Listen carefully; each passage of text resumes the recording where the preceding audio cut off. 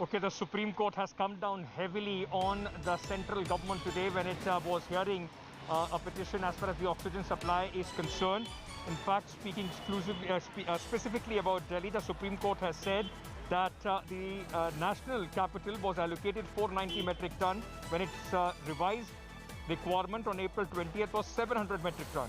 The Supreme Court has also said that centre has a serious responsibility towards citizens of Delhi, very clearly indicating how this football match which is going on between the government of Delhi and the central government is only resulting in precious lives being lost in this entire political tamasha.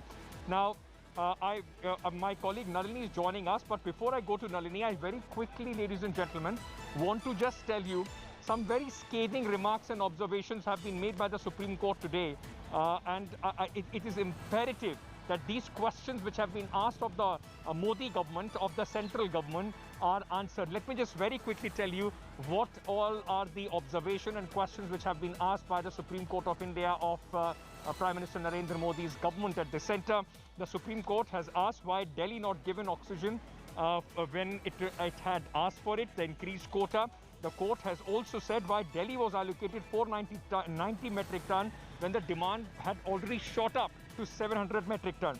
The centre has serious responsibility towards Delhi is what the Supreme Court has said.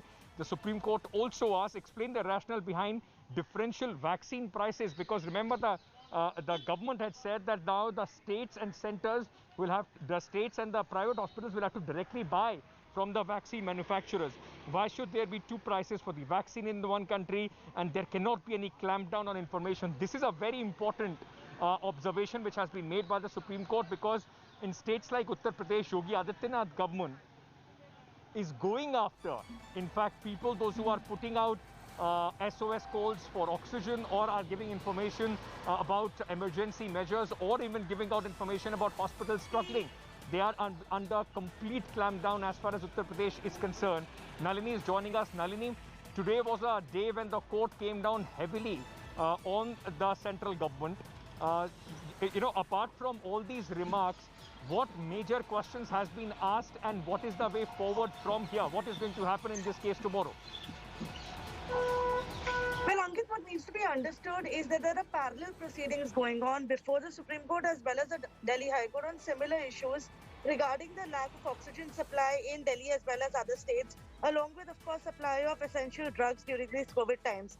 So the important points that the Supreme Court today took up, especially while questioning the centre, was not only with regard to the allocation that was made to other states, but also specifically questioning why several states were getting more oxygen than that was actually asked by them, while Delhi was not even getting half of the oxygen that it had demanded, which is of 700 metric tons.